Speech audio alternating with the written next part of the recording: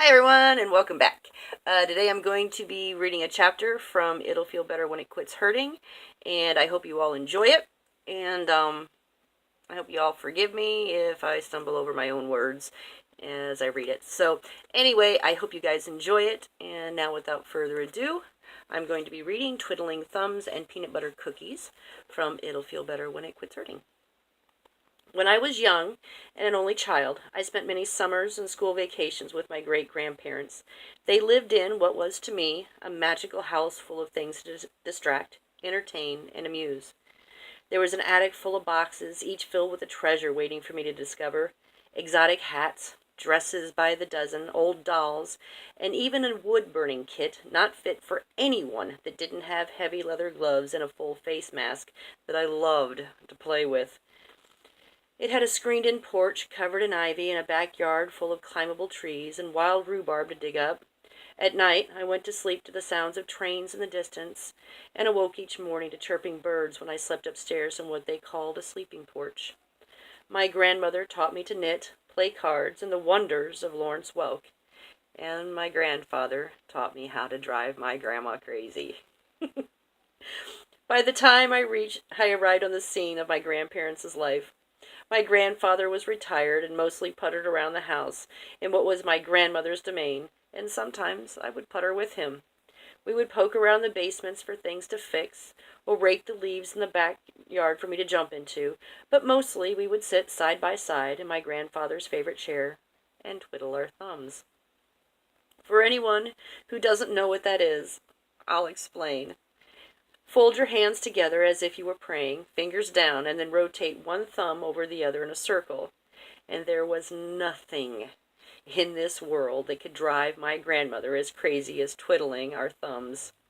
Each time my grandmother walked into the room and saw us doing it, she would immediately stop in her tracks, hand on her hips, and with a tapping foot demand, "Arnold, quit twiddling your thumbs!"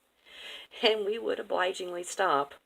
But the minute she walked out of the room to continue her interrupted travels, he would calmly watch her retreating back and then smile down at me, and we would begin again. Sometimes I think he did it just to drive her crazy, and he taught it to me so that I could join in the fun. If there had been an Olympic sport for synchronized thumb twiddling, I do believe my grandfather and I would have won gold medals for our performances. My grandfather indulged me in almost any activity that a young child could dream of. We had tea parties that he would sit folded up in a chair at a table meant for midgets, and drink water from cups while toasting me for being such a gracious hostess.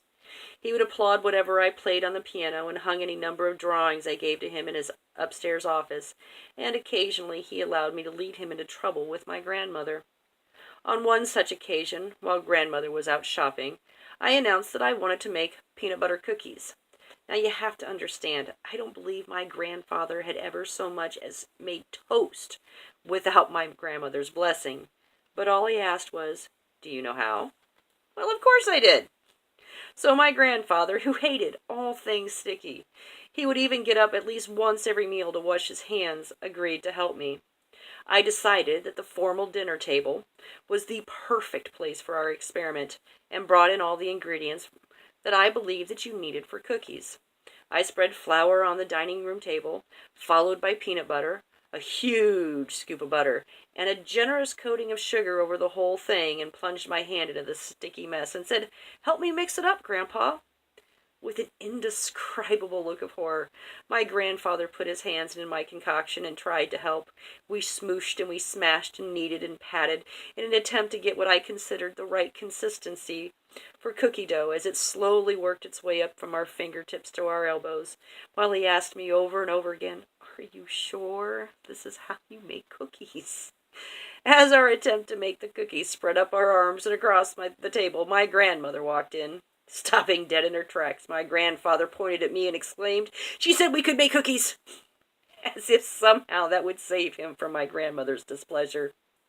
As my grandmother continued to stare, with crossed arms and tapping toes, my poor grandfather slunk away to the bathroom to clean up, partly to wash the gooey, sticky mess from his arms, but mostly, I believe, to avoid any further dispute from the reigning ruler of the house. I loved my grandfather. He was such a great guy. All right. Anyway, that's another chapter from It'll Feel Better When It Quits Hurting. And I hope you guys all have a great week. And I'll see you next week. Bye-bye.